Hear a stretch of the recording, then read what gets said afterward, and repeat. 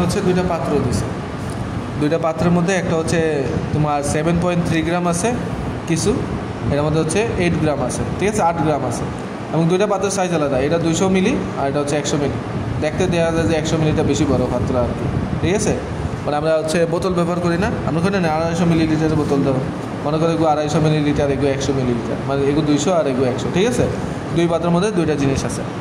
এখন এখানে আছে HCl, যেটাকে আমরা বলে হচ্ছে অ্যাসিড, হাইড্রোক্লোরিক অ্যাসিড, আর এখানে হচ্ছে সোডিয়াম হাইড্রোক্সাইড, এটা এক প্রকার ক্ষার আর কি, বা লবণ বলতে পারো। এখন আমাদের বলছে উদ্দীপকে অ্যাসিড দ্রবণটির মোলারিটি নির্ণয় করো।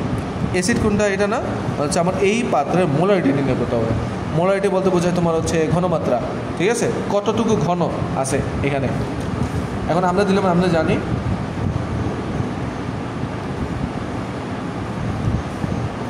মোলারিটি সূত্র হচ্ছে মোলারিটি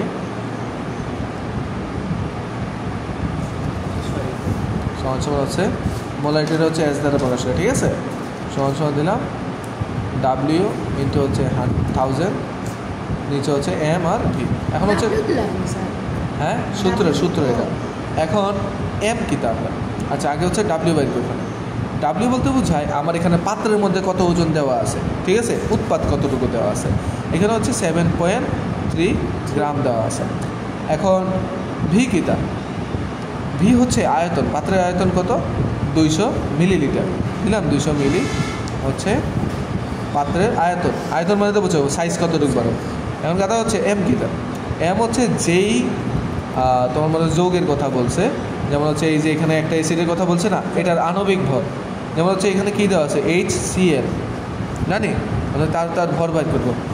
হাইড্রোজেনের ভর হচ্ছে 1, ক্লোরিনের হচ্ছে 35.5, ওটার যদি যোগ করি আমার কত হলো 36.5। এটা হচ্ছে আমার কিসের মান, এম এর মান। আমি সবগুলো বসাই দিই। ডাব্লিউ এর মান হচ্ছে 7.3 গ্রাম গুণ উপরে 1000, আর এম এর মান কত পাইছি আমরা, 36.5 গুণ হচ্ছে ভি এর মান হচ্ছে আমরা পাইছি 200। ক্যালকুলেটার আচ্ছা, তো আমাদের আনসার হবে, আমরা যদি ক্যালকুলেটার ব্যবহার করি তাহলে হচ্ছে আমাদের হচ্ছে 1 মোলার বের হবে, ঠিক আছে। তো আমরা হচ্ছে পাইলাম মোলারিটি কত, 1 মোলার। এখন আমরা হচ্ছে বাংলায় লিখে দিতে পারি যে অ্যাসিডের মোলারিটি হচ্ছে 1 মোলার, ঠিক আছে। উদ্দীপকের অ্যাসিড দ্রবণটির মোলারিটি 1 মোলার।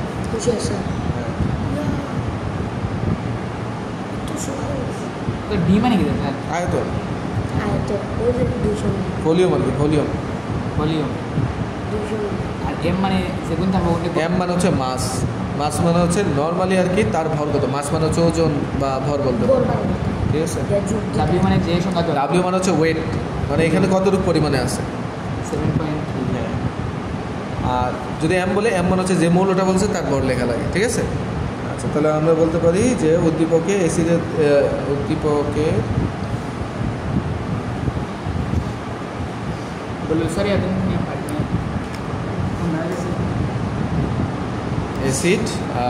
অ্যাসিড দ্রবণটির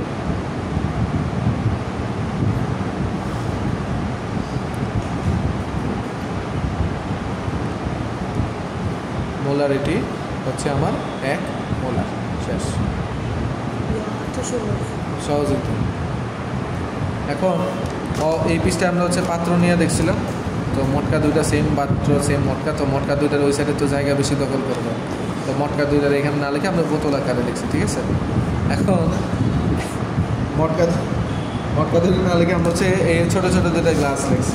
তো এখানে বলছে ঘ নম্বর প্রশ্নতে বলছে যে তোমার যদি দ্রবণ দুইটাতে, মানে হচ্ছে এই বোতল আর এই বোতল দুইটা আমি একসাথে করার পরে তাদের লিমিটিং বিকারক বাহির করার জন্য।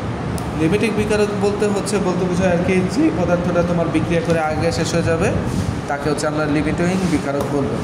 তো এখন হচ্ছে আমরা কী করি, আমরা হচ্ছে দুইটা মৌলের হচ্ছে দুইটা যৌগের আমরা একত্রিত করি। তো আমরা লিখবো যে দ্রবণ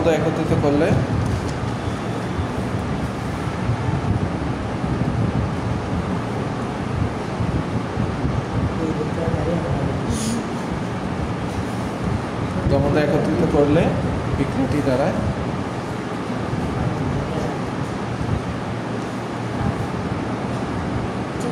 ঠিক আছে। তাহলে বিক্রিয়াটি কী হবে দেখো, এখানে হচ্ছে আমার HCl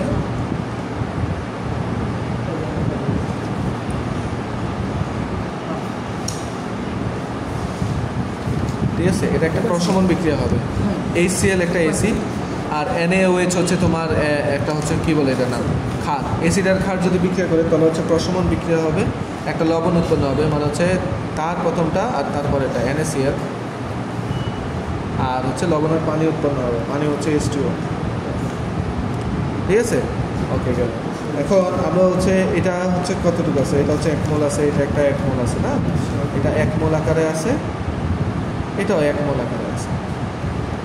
এখন তাদের ভরগুলো আমি বাইর করি, তাদের ভর যদি বাইর করি আমি, হাইড্রোজেনের ভর হচ্ছে তোমার 1, আর ক্লোরিনের হচ্ছে 35.5, তো টোটাল কত হলো আমার 36.5। আর এট দ্য সেম টাইম আমরা হচ্ছে NaOH এর করবো, বা হচ্ছে সোডিয়াম হাইড্রোক্সাইড।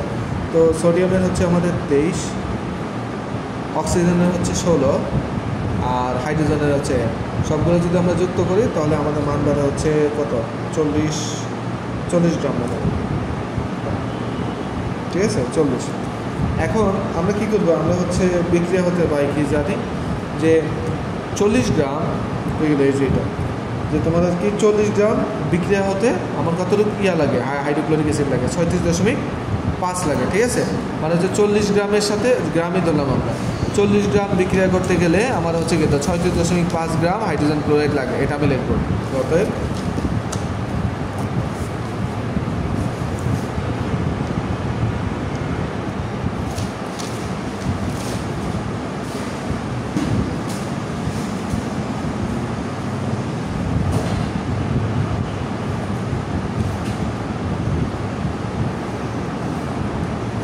ঠিক আছে, এখন 1 গ্রামের জন্য লিখবো, 1 গ্রাম সোডিয়াম বিক্রিয়া করে আমরা কী করবো, ভাগ দিয়ে দেবো, উপরে বসবে 36.5 আর নিচে বসবে হচ্ছে আমাদের 40।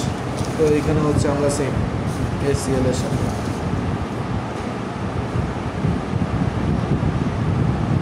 আবার লিখলাম। অতএব আর হচ্ছে আমরা লিখবো হচ্ছে 8, ওইগুলো 8 গ্রামের জন্য। এই যে দেখো, এখন যদি আমাদের 8 গ্রাম যদি আমরা হচ্ছে সোডিয়াম হাইড্রোক্সাইড ব্যবহার করি তাহলে কত লিখবো, আগে হচ্ছে আমরা পুরোটার ক্ষেত্রে বাইর করছি। এখন আমি যে সময় এটার সাথে মিক্স করব, মিক্স করার পরে আমাদের এখানে কত গ্রাম সোডিয়াম হাইড্রোক্সাইড আছে, 8 গ্রাম না, এই 8 গ্রামের জন্য আমরা বাইর করবো। যে যদি 8 গ্রাম হয়, যে 8 গ্রাম সোডিয়াম হাইড্রোক্সাইড বিক্রিয়া করে কতটুকুর সাথে, আমরা এখানে 36.5 দিলাম, 2 দিলাম 8, নিচে হচ্ছে আমাদের 40 দিলাম, তাহলে আমাদের মান কত বের হবে, মান বের হবে হচ্ছে 7.3 গ্রাম HCl এর সাথে। ঠিক আছে, 7.3 গ্রাম পাইলাম। তো আমরা যদি একটু লক্ষ্য করি, এখানেও কিন্তু 7.3 গ্রামই বলছে, ঠিক না, দুইটা মিলে গেছে না। তো এখন হচ্ছে আমরা কী লিখবো দেখো, অতএব অর্থাৎ লিখে হলো, অর্থাৎ 8 গ্রাম NaOH দ্রবণের সাথে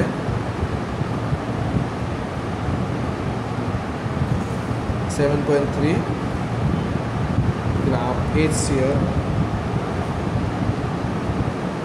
বিক্রিয়া করার পর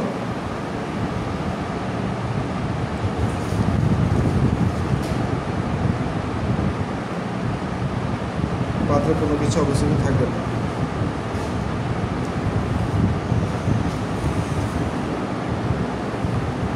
কিছু অবশিষ্ট থাকবে না, মানে এখানে দ্রবণ যদি আমি এত করি, সুতরাং দ্রবণদ্বয় একত্রিত করলে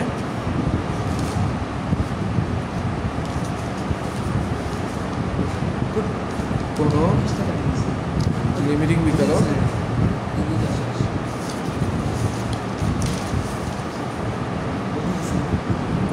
বিকারক পাওয়া